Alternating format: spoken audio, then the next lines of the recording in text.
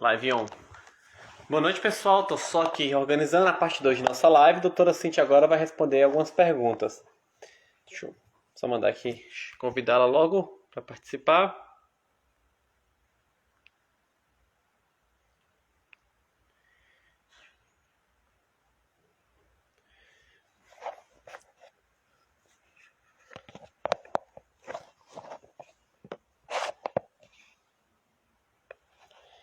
Bem-vindo, Pedro. Dúvida, pode mandar aqui no chat.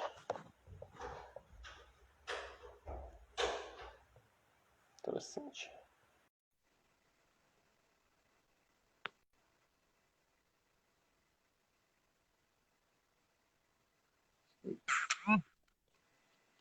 Doutora Cintia, boa noite.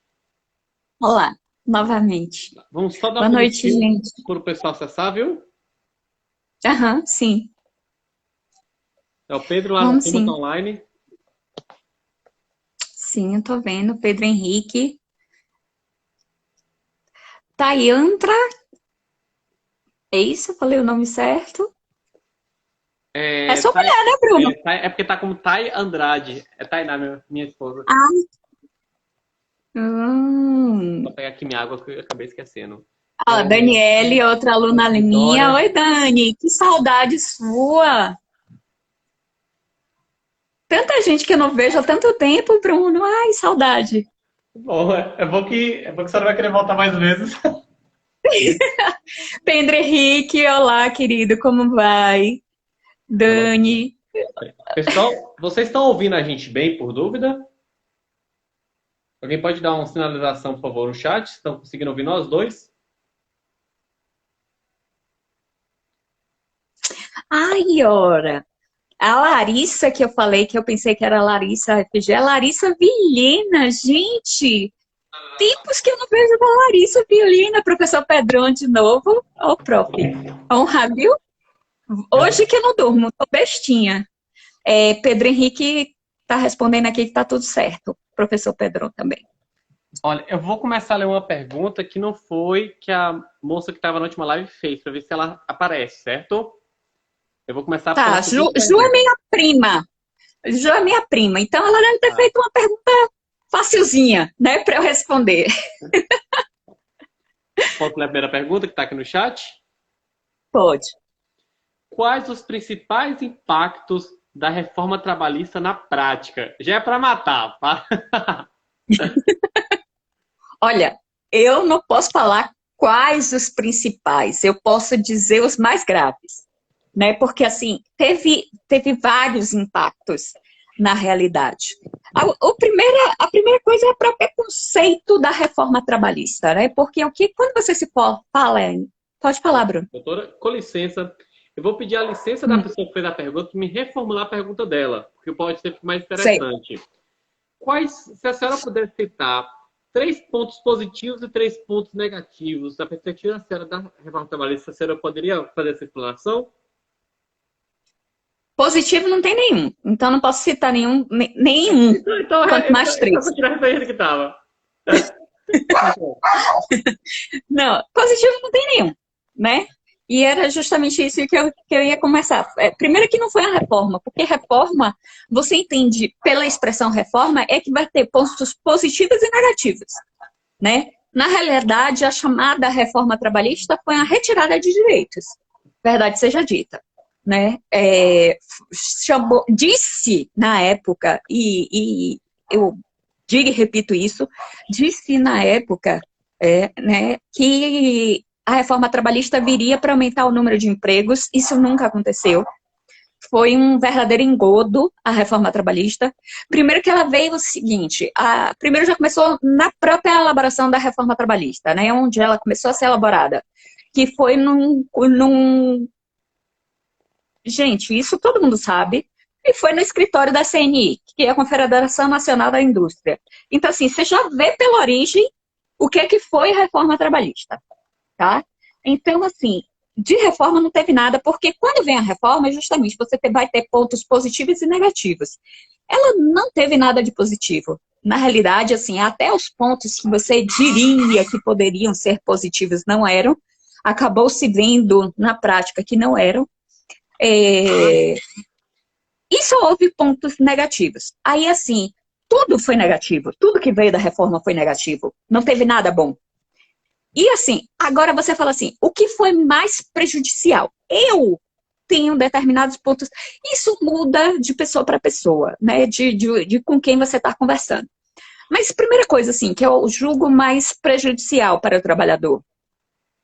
Houve a retirada daquilo que se falava que eram as horas itinerary, que era o quê? Se o trabalhador, né, o empregador, por vontade própria, quisesse montar sua empresa num lugar mais distante da cidade, né, um lugar que não tivesse transporte público disponível, e que aí os seus empregados para trabalhar tivessem que ir através de transporte fornecido pelo empregador, né, porque o empregador quis, enfim, ir para uma localização mais afastada, para não pagar muito na propriedade, né, na aquisição do imóvel, que fosse para um lugar que não tivesse um lugar realmente, assim, que o empregador quisesse economizar, né, porque não quis montar o seu negócio no local mais perto da cidade, que não tem transporte público à disposição.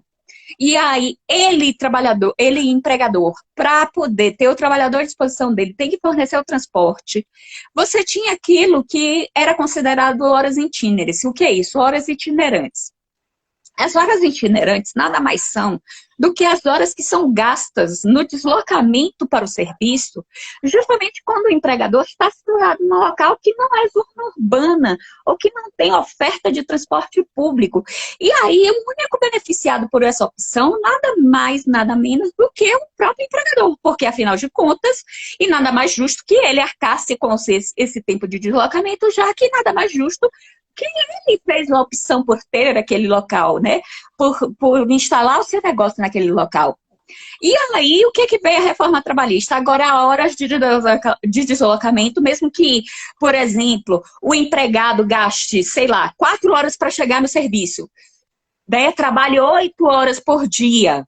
E aí gaste mais 4 horas para voltar do serviço, mesmo que em transporte fornecido pelo próprio empregador, essas horas de deslocamento não são mais consideradas tempo à disposição. Então, não são mais pagas. E isso trouxe uma desvantagem enorme para os empregados, porque imagine só veio beneficiar quem? Os empregadores, né? A empresa, o capital. Por quê?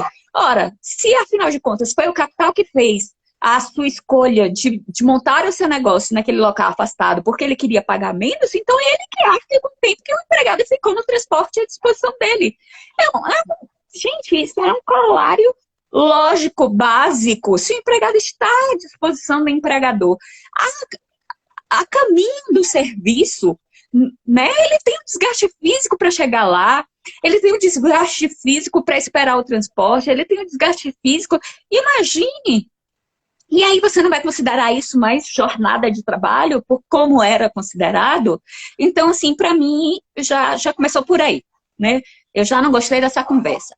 Segundo, quando você vem também, e você tem a possibilidade agora de diminuição do tempo de intervalo, né? Um intervalo, o chamado intervalo para almoço, intervalo intra-jornada, seja lá o intervalo que for, mas é intervalo para descanso, né? E antigamente a legislação previa que esse descanso teria que ser no mínimo de 1 hora. E não é um tempo que foi colocado pelo legislador assim, sem critério nenhum. Não.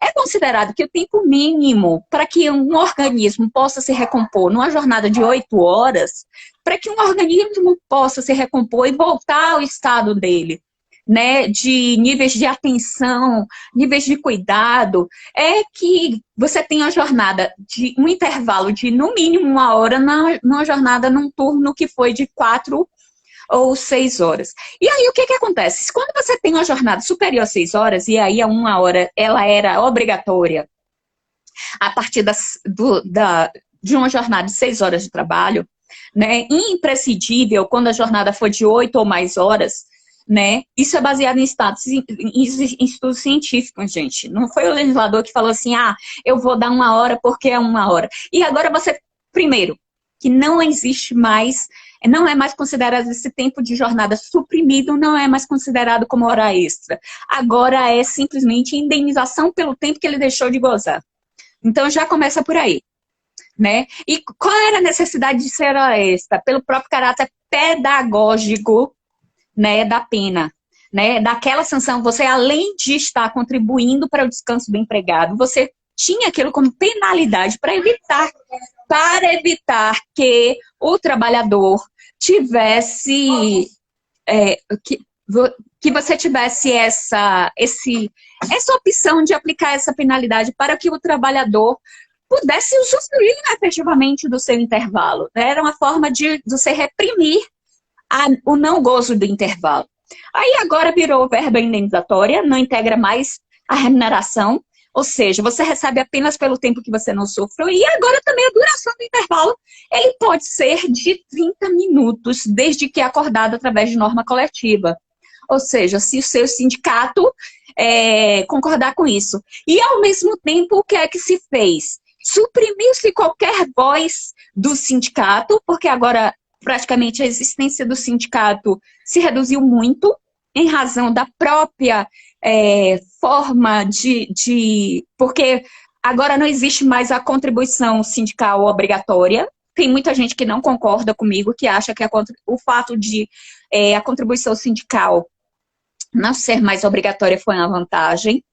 Eu entendo que, infelizmente, a gente está numa quadra em que a gente sequer chegou no estado de bem-estar social. Quem dirá falar no estado democrático, em que você possa dar essa palavra ao empregado para decidir aquilo que ele quer, certo? O direito de trabalho é tutelar, sim, mas é tutelar por um motivo.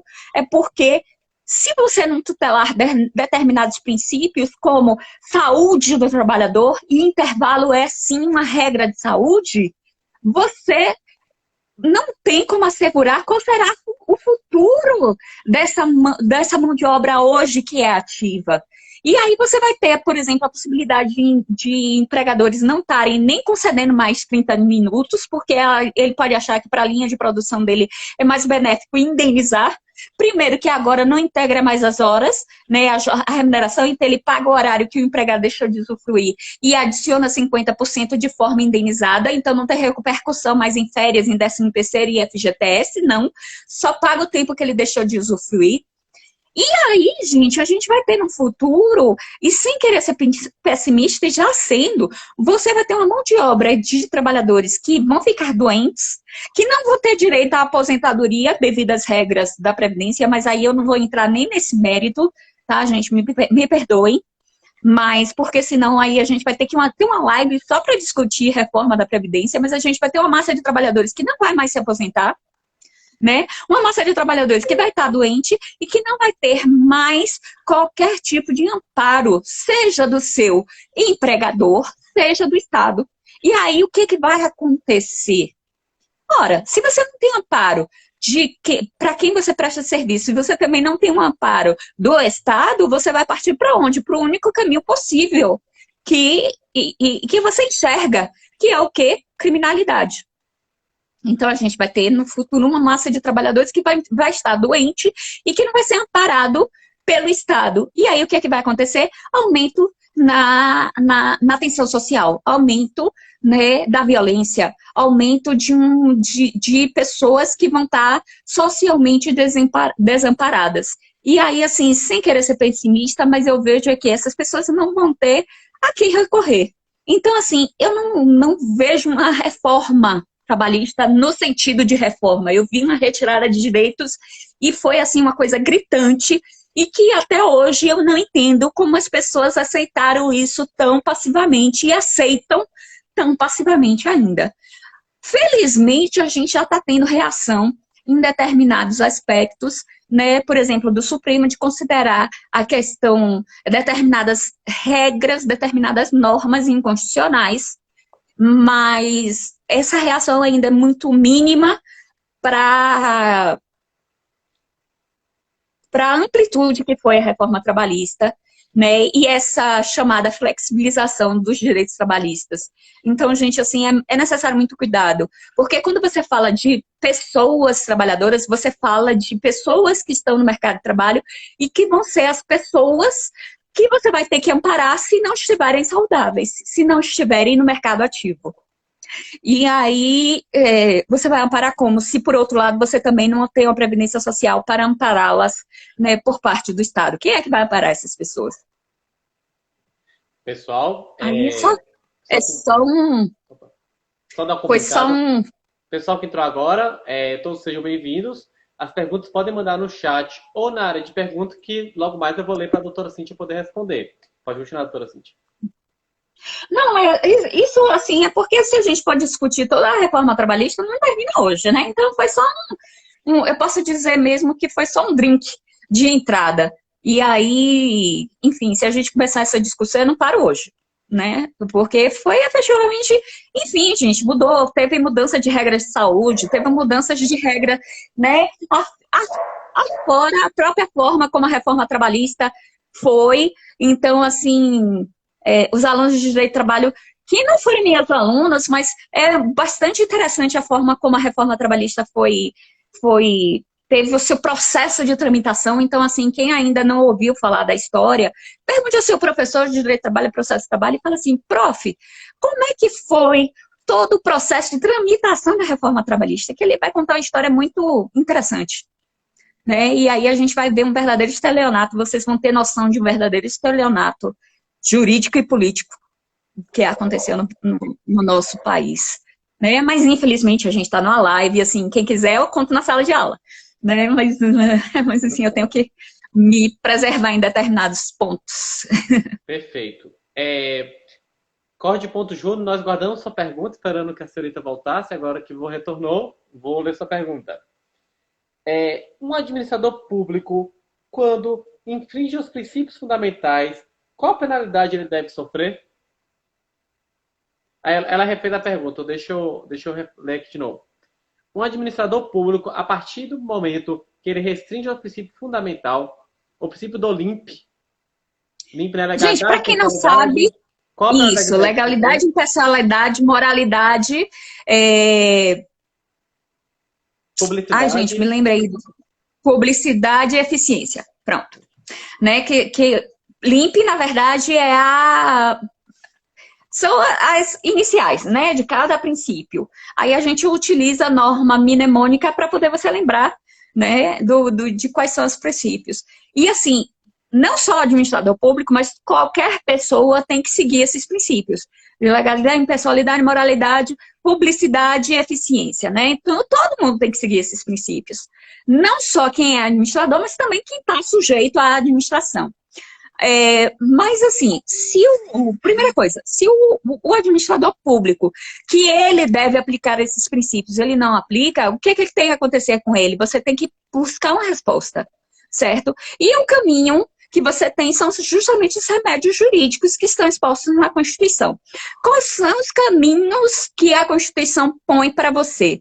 São as ações coletivas, né? E, especialmente, entre as ações coletivas, eu posso citar a ação de improbidade administrativa, né? Porque, justamente, o que é improbidade administrativa? É não seguir esses princípios de legalidade, impessoalidade, moralidade, publicidade e eficiência. Certo? Quando você fala assim, improbidade administrativa, muita gente faz a ligação de improbidade administrativa com roubo. Mas não é só roubo, não, gente. O administrador público, ele pode ser improprio, né? No sentido de ser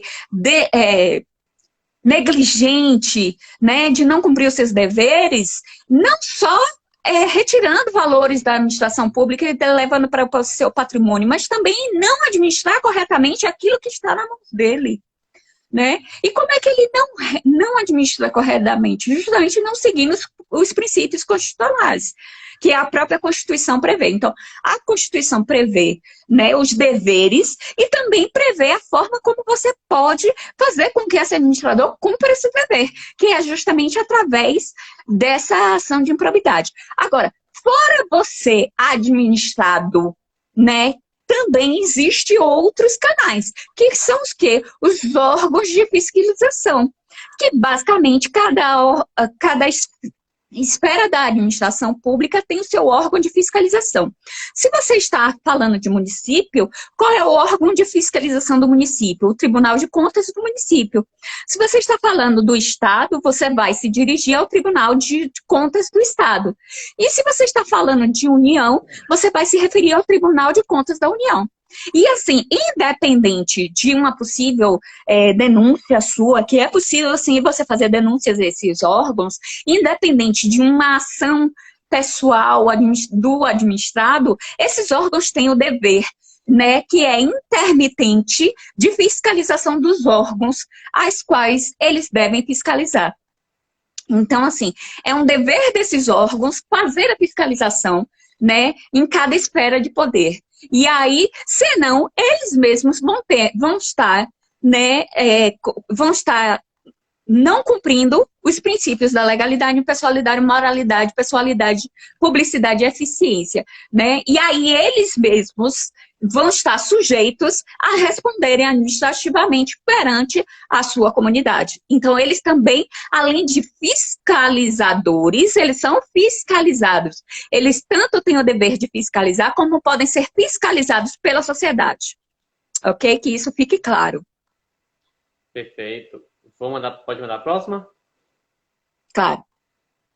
A senhora acha que os processos diminuíram, já que foi permitido pela reforma trabalhista o acordo entre empregado e empregador?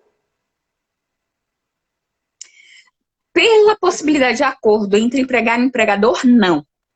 Na verdade, os processos tiveram uma diminuição inicial, sim, mas essa diminuição inicial foi pelo terror, né, pela verdadeira ação terrorista que fizeram, de assustar mesmo, de afastar os jurisdicionados, né, da tutela trabalhista, porque houve não por todos os órgãos, mas por partes isoladas da mídia, né, houve uma orquestração de que você agora não deve mais entrar com processo na Justiça do Trabalho, porque senão você vai pagar honorários para outra parte. Você não pode entrar na Justiça, porque se você perder o processo, você vai ter que pagar a litigância de má-fé. Você não entra mais na Justiça, porque agora você não vai ter mais os seus direitos garantidos. Você, além de perder a ação, você vai também ter que pagar o advogado da outra parte e ainda vai ter que arcar. Gente, vamos ficar cientes que você pagar honorários advocatícios e custas judiciais, já existia essa possibilidade antes da reforma trabalhista. Não foi a novidade da reforma, não. Tá? E mais, você pagar...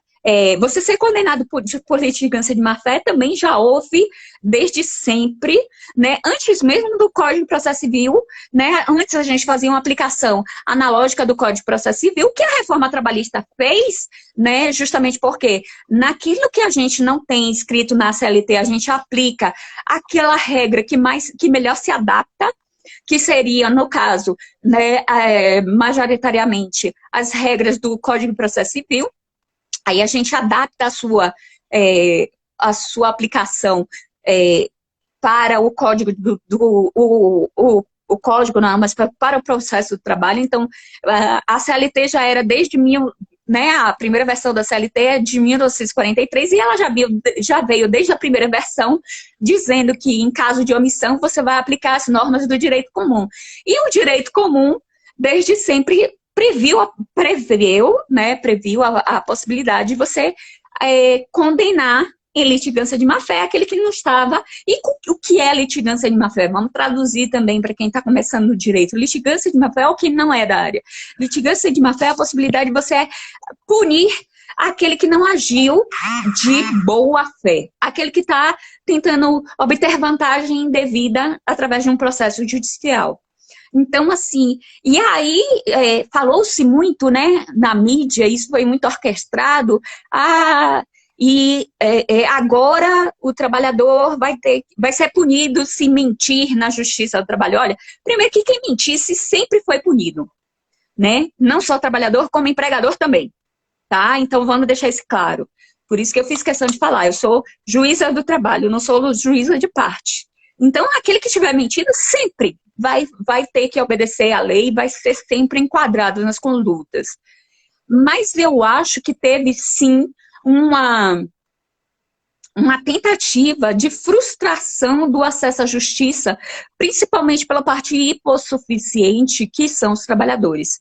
Tentou-se vedar o acesso à justiça desses trabalhadores, e aí eu particularmente fiz um trabalho muito, muito amplo na época da divulgação da justiça, da reforma trabalhista, para tentar levar essa consciência às pessoas, e eu acho que eu consegui, pelo menos na minha comunidade, que é Vitória, na minha jurisdição, que é a jurisdição de Vitória da Conquista. A gente fez várias reuniões com a AB, fez várias reuniões com escolas, com academias, com faculdades, a gente fez reuniões, várias palestras também, e eu comecei a dar minhas palestras justamente para tentar tirar esse terror das pessoas que foi criado na época da reforma trabalhista.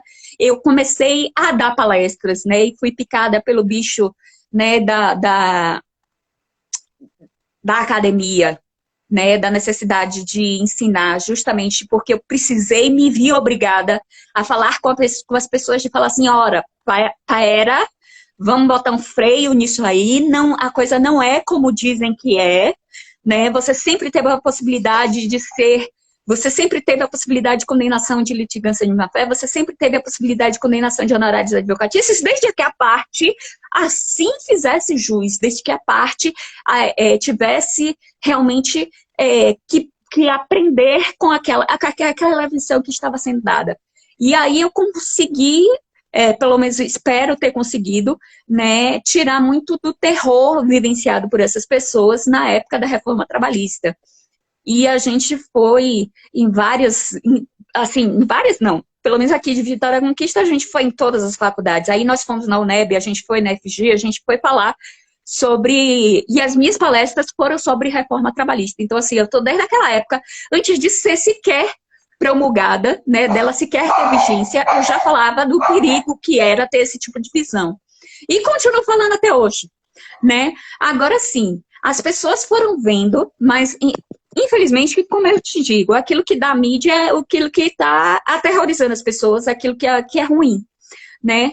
Mas aquilo que não... Aí teve uma determinada sentença que um colega meu, que eu inclusive gosto muito, que ele é meu amigo e provavelmente deve estar nos assistindo, já, né? Porque agora eu não estava futucando quem é que está assistindo ou não, mas ele é muito meu amigo, mas assim...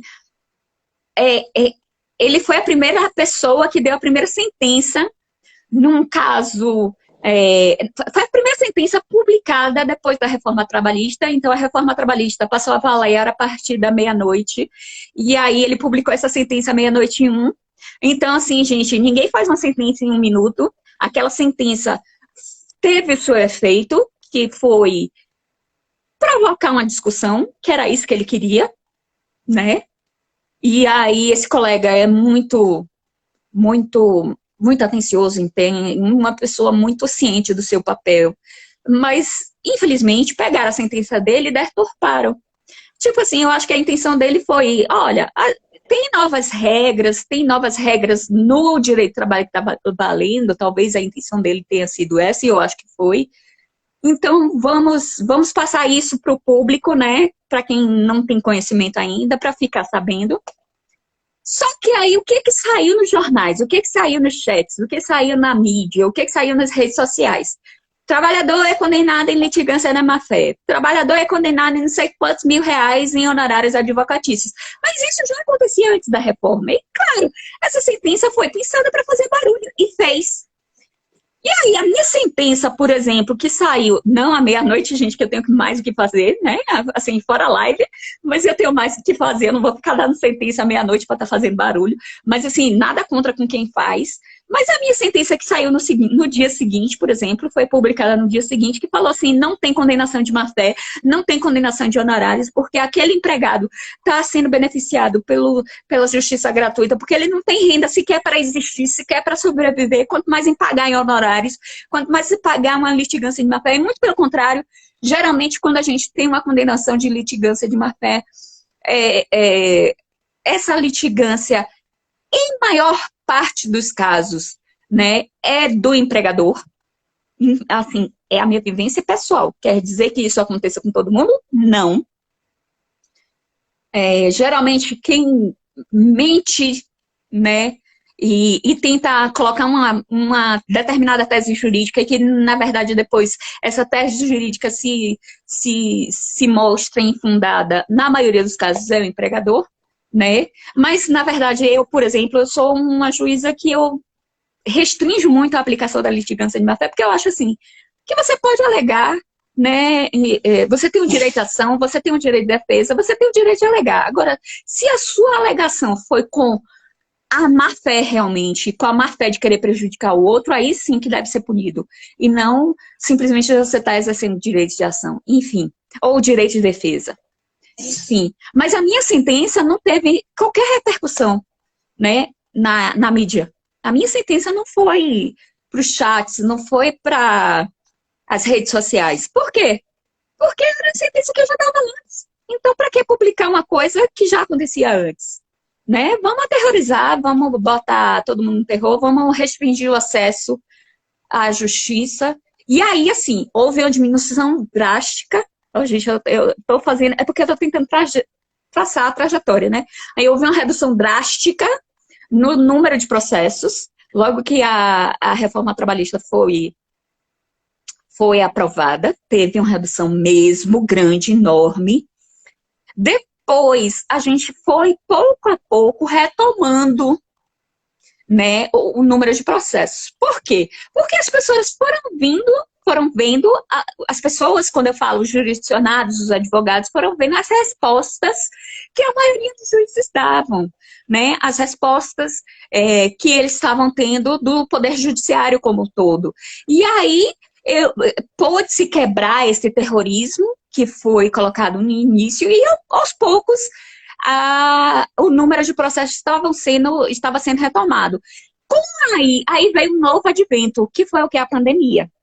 E a pandemia causou uma redução do número de processos porque as pessoas não estão saindo de casa, as pessoas não estão indo visitar advogado, as pessoas não estão...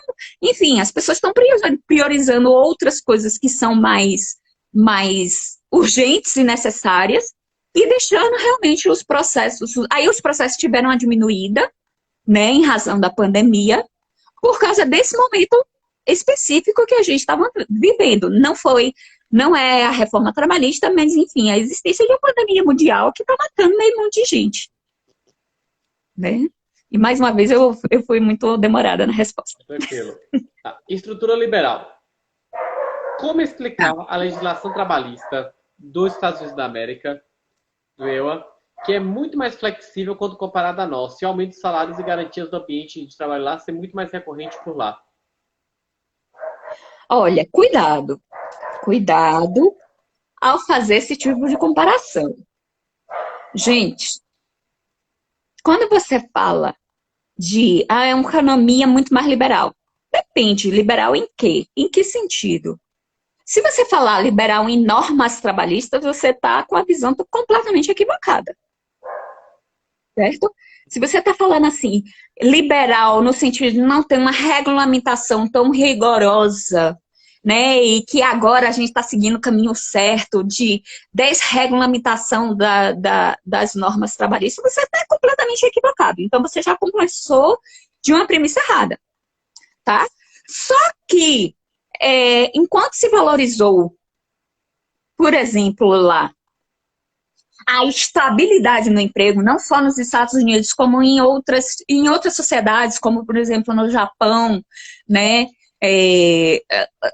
em determinados países da Europa, você não tem, na verdade, não tem tantas normas de regulamentação do contrato de trabalho, né? Então, a maioria das regras do contrato em si são, sim, pactuadas entre as partes. No entanto, para que um empregador possa dispensar um empregado, você tem que realmente isso acontecer em hipóteses extremamente restritas.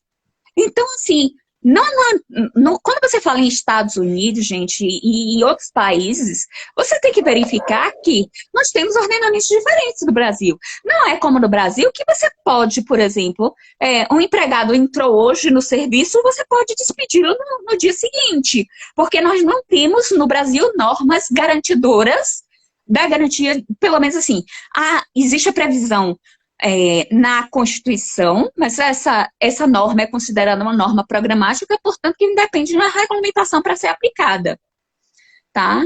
E aí, você tem esse tipo de previsão, mas você não tem essa aplicação no Brasil. Então, infelizmente, você tem hoje uma situação em que você contrata um empregado hoje e se o empregador quiser despedi-lo no dia seguinte, isso pode acontecer, né? E aí, o que é que acontece? Nos Estados Unidos, se um empregado é contratado hoje, você não pode despedi-lo no dia seguinte. Existe a garantia no emprego, existe a garantia do emprego. Então, assim, cuidado quando você fala de autonomia. Você tem autonomia de propor normas, propor, por exemplo, qual será o salário. Tem determinados, e isso não é em todos os estados, gente, então é outro cuidado. Tem determinados estados que prevêem um salário mínimo. Isso se tornou norma no país, inclusive, quando houve a questão da recessão. Quem lembra da recessão de 1929? Vamos lá para a história? Em que houve um desemprego maciço. Foi a primeira vez, eu acho, e a última vez também, que as normas de asseguração, de garantia de um salário mínimo em todos os estados da República Norte-Americana foi garantido. Então, você teve uma época da história, que foi justamente a Revolução de 1929, em que todos os estados garantiam a renda mínima para o trabalhador. Então, assim, muito cuidado quando você fala de autonomia. Não é verdade. Não existe essa autonomia, você está equivocado. O que existe é que eles elegeram coisas a garantir que são diferentes das nossas. Então, lá, por exemplo, procurou-se garantir a estabilidade do emprego, procurou-se garantir sindicatos fortes. Os sindicatos efetivamente têm muita força nos Estados Unidos. E eles cumprem o seu papel. Às vezes até com muita intensidade, né? E chegando ao ponto de ter situações de conflitos físicos mesmos, né, entre os membros do sindicato e membros de trabalhadores que não concordam com aquilo que o sindicato está querendo propor, né? Acho que todos nós já assistimos pelo menos um filme em que houve agressão de trabalhadores que quiseram furar greves, porque o sindicato tinha a palavra final e ninguém poderia furar greve. Você pode falar que isso é possível no Brasil? Não.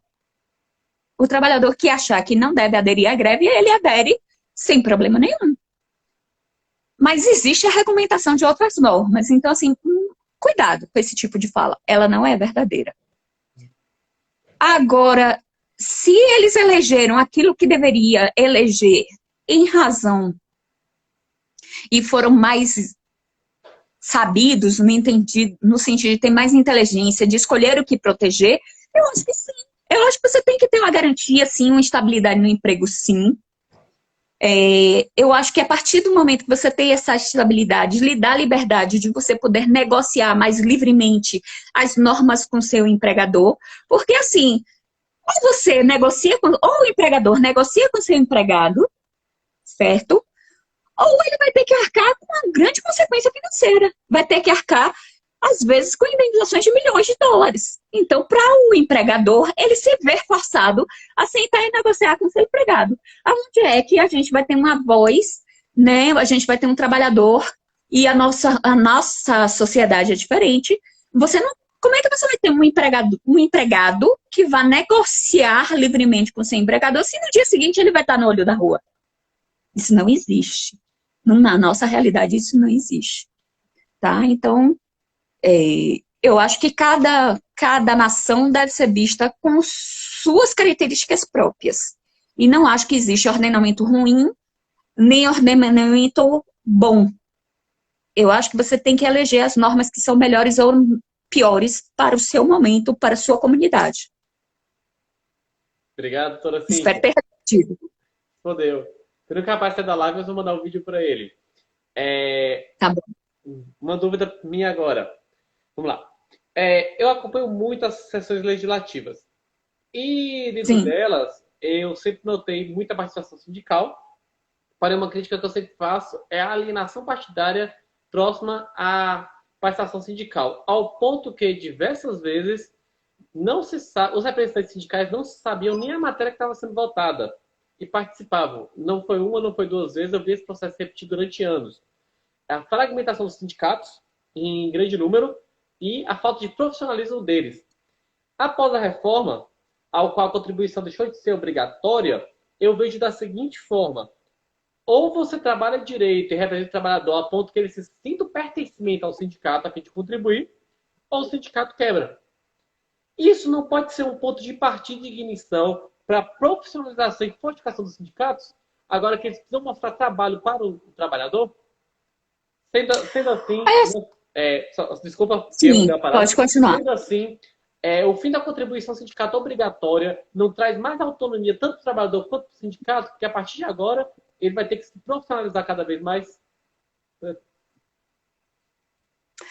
Olha só, Bruno, eu concordo em parte com você. Eu considero que é necessário cada vez mais, não só por parte dos sindicatos, mas por parte de qualquer pessoa que pretenda representar, né, pessoas, grupos, né, a sua profissionalização. Não só como sindicatos, como qualquer representante do outro, né? A pessoa tem que assumir o seu papel com responsabilidade. E no Poder Legislativo, a gente tem representantes sindicais, como a gente tem representantes de categorias econômicas. Tá? Então, sendo assim, a gente tem sim representante de sindicato, assim como a gente tem representante da indústria, a gente tem representante do agronegócio, a gente tem representante, enfim, de todos os setores econômicos, né? Acho que essa questão de falta de consciência é um problema dos nossos políticos, de modo geral, não só de políticos oriundos de representantes de representações sindicais. Claro. Tá? Então, assim, por outro lado, efetivamente que você tinha e tinha, em razão da contribuição sindical obrigatória, você tinha necessidade, você tinha efetivamente um desconto, né, que era repassado para o sindicato, independente do sindicato estar ou não cumprindo seu papel, isso sim havia, né? Havia aqueles sindicatos que apenas existiam para receber esse valor que era repassado. Agora, é necessário falar também outra coisa. Esse valor do imposto social, ele não é repassado apenas para o sindicato. Na verdade, esse valor é repassado para os três tipos de representação, né, de empregados, como as confederações, as federações e os sindicatos, cada um em um percentual diferente, mas, enfim, não era só o sindicato que recebia essa contribuição. E também, e é necessário que se diga, também havia uma parte que ficava com a União, tá? Uma parte menor, mas ficava. E aí, o que acontece? Se você tinha sindicatos que não faziam o seu papel, mas você tinha também muitos sindicatos fortes e muitos sindicatos que efetivamente cumpriam o seu papel. E o que aconteceu? Agora, com a ausência de contribuição, né, a ausência desse imposto sindical, minou a possibilidade do sindicato cumprir o seu papel. Porque uma vez que, gente, a partir do momento que você é membro do sindicato, você deixa de ter a remuneração do seu empregador e você passa a ter, como representante sindical, você passa a ser remunerado pelo sindicato. Então, você passa a ter uma remuneração do sindicato. Ora, o sindicato, para remunerar o seu representante, ele tem que ter renda. E de onde que essa renda vem? Justamente das contribuições em taxas que são pagas pelos empregados. Aí você fala, doutora, mas os sindicalizados vão poder optar por ter a taxa, por pagar ou não a taxa. Vai ter. Mas será que na nossa realidade de conscientização na nossa realidade de um Estado que sequer o Brasil passou pelo chamado Estado do bem-estar social e a gente já tá, dizem, né, que a gente está num Estado democrático em que as pessoas podem escolher aquilo que é melhor para elas. Será que a gente já está num Estado, né, realmente em que as pessoas têm a consciência? Ah, você está pregando então que o empregado tem que ser tutelado nas suas escolhas. Mas eu acho, sinceramente, gente, que a gente vive numa quadra tal que a pessoa chega no final do mês, a pessoa com um salário mínimo, vamos botar assim, massa de trabalhadores, ganha o quê? Salário mínimo. A pessoa chega no final do mês, a pessoa não tem R$ 1 para comprar 1 quilo de feijão. Que quilo de feijão já é mais de R$ 20, né? Que dirá R$ 1. Mas assim, a pessoa não tem, sei lá, R$ 1, né, para comprar 1 quilo de farinha, comprar um pão, vamos lá, um pão, para dar ao seu filho que está com fome. A pessoa vai optar por pagar taxa para sindicato? Onde? Onde a gente tem um salário mínimo miserável, uma renda, uma grande massa de trabalhadores que são miseráveis, que literalmente, né, vendem o almoço para ter a janta no final do dia. Você vai ter pessoas que vão de livre e espontânea vontade escolher ter um desconto na sua remuneração? E olha só, eu já dei palestras falando exatamente o contrário, falando que essa parte eu achava bom. Mas, gente, eu achava essa parte um ponto positivo da reforma trabalhista.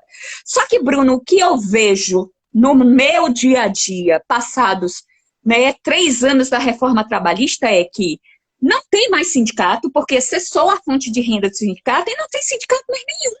Sindicato nem bom nem ruim. Então, se antes você falava assim, eu não quero estar sustentando sindicato ruim, agora você não tem nem bom e nem ruim. Então, assim, porque o sindicato não tem mais fonte de renda. O sindicato não pode mais fazer o seu papel básico, que é, ao mínimo, garantir uma assistência jurídica de qualidade para os seus empregados. Vamos lá, a partir do básico. O sindicato sequer está tendo força para isso. Então, assim, se antes você tinha sindicatos bons e sindicatos ruins, né? Se antes você tinha a opção de contribuir a mais com o seu sindicato, que ele efetivamente exercia um papel bom, agora você não tem opção nenhuma. Por quê? Você simplesmente cortou a existência do sindicato.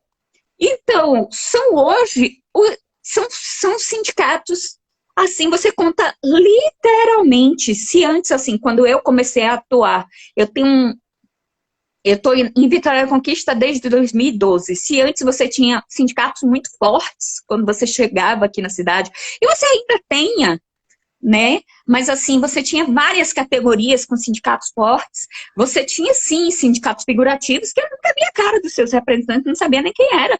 Mas você tinha a vivência de você chegar no dia a dia, você vivenciar representantes fortes, né? Em que eu tive a possibilidade, por exemplo, de negociar com vários sindicatos fortes que atuavam antes da reforma trabalhista.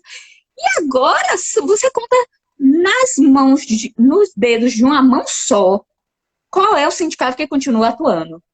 Então, assim, conseguiu-se aquilo que eu acho que era aquilo que eles queriam, que era justamente não ter representação sindical nenhuma mais, nem boa nem ruim.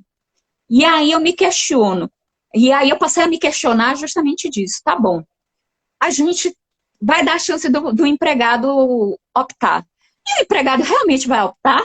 Ou será que quando ele for contratado, ele não vai ser contratado já com aquela fichinha que fala assim, não quero desconto de imposto sindical, não quero desconto de taxa sindical? Será que... Vamos pensar assim, no reverso, será que não está vendo isso? Sabe? Eu não estou dizendo que está vendo, não. Mas vamos nos questionar. Será que não está vendo? Será que não? Por que diminuiu tanto a representatividade dos sindicatos? Será que o trabalhador tem a consciência necessária de ele optar se ele vai ser sindicalizado ou não? Será que o trabalhador tem a consciência de que a sua voz, enquanto indivíduo, ele vai ter muito menos força do que a voz do coletivo? Será que nossos trabalhadores têm essa consciência de que ele vai ter o mesmo poder de negociação do que um sindicato? Né? Eu tenho uma convicção. Eu acho que ninguém que fale por si mesmo, sozinho, vai ter a força do coletivo. E a gente está vendo isso. É outra coisa. E assim, foi um dos pontos, por exemplo, que eu mudei o meu pensamento, que assim, eu tinha uma visão empírica, teórica, né? Era o contrário, eu tinha uma visão teórica muito bonita, estamos num Estado democrático em que todo mundo pode optar o que é melhor para si. E pode mesmo. A gente tem essa consciência suficiente para optar o que é melhor para nós? Por que o voto é obrigatório? Será que alguém votaria se não fosse obrigatório? A gente tem essa consciência da importância do voto? Então, assim, vamos parar para pensar.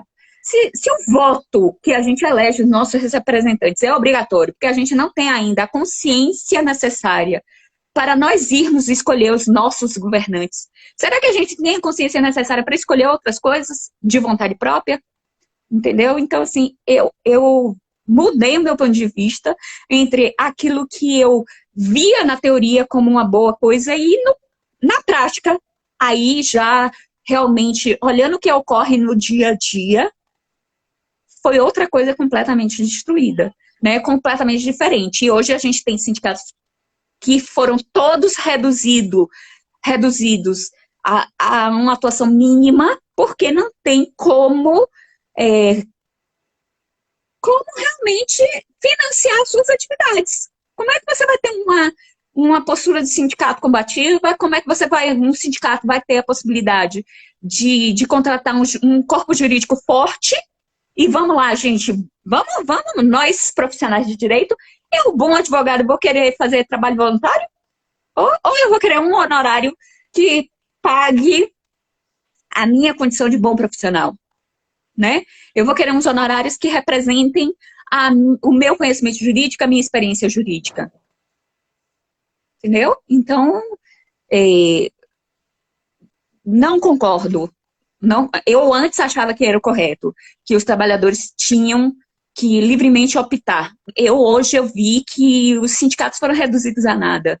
E não acho que trabalhador nenhum tem ainda a consciência. Aí quando você vai falar assim, mas a Xuxa não pode negociar as condições de trabalho? Sim, mas todo trabalhador é a Xuxa? Aí eu vou te dizer, a Xuxa que escolha se ela vai ser sindicalizada ou não. Mas vamos pegar lá seu Zé do chão de fábrica. Ele vai ter a mesma liberdade que a Xuxa para negociar o trabalho dela? Tá? Então, assim, vamos pegar o que é regra para a maioria e transformar em regra que está valendo. Se a gente tem que falar de maioria da população, do que é bom para a maioria da população, infelizmente, a gente tem uma maioria da população que hoje não tem consciência suficiente para... Oh, gente, me desculpem por isso, mas chega uma certa idade que a coluna grita, né? Aí a gente hoje tem uma maioria da população que, infelizmente, não tem como assumir o papel de dizer o que é bom para ele ou não. Tanto é que o voto é obrigatório e outras coisas têm que, sim, ser obrigatórias, como a contribuição social, sim, porque nossos sindicatos têm que ser fortes, porque as nossas representações coletivas têm que ser fortes, né? Independente do partido político, independente de aliança política ou não, mas ele tem que ser forte porque ele está representando uma categoria e que essa categoria sozinha não vai poder falar por si. Essa categoria precisa ser representada coletivamente, ainda mais numa sociedade que a gente vive para o individual, em que as pessoas não conversam mais, não tem mais noção do coletivo, né? E aí é necessário, sim, ter um representante para falar por nós e que a gente também vá lá e fale o que a gente quer. De novo, eu falei demais. Tranquilo, doutora. Vai ter que ficar, infelizmente, uma pergunta se responder no chat, por causa do horário. Eu vou só ler aqui o comentário de Larissa, Vinha advogada. Advogava para um sindicato do sul da Bahia e, após a reforma, deixaram de me contratar para elaborar acordo coletivo e acompanhar homologações. Esse é um dos pontos que a gente tem que estar em debate qualquer dia, doutora Cíntia, que é nosso ponto de conflito e discordância. Sim. Aguardo o dia. Sim. Então, pessoal, agradeço muito todo mundo que assistiu a live. Eu vou deixar as considerações finais com a doutora Cíntia, ao qual fiquei muito lisonjeado quando ela aceitou o convite. Fico muito feliz que nós possamos tentar aproximar uma juíza do trabalho das demais pessoas que estão assistindo, porque uma coisa que eu sempre ouço muito é que a elite do país está sempre separada da sociedade. E aqui nosso programa é justamente para isso.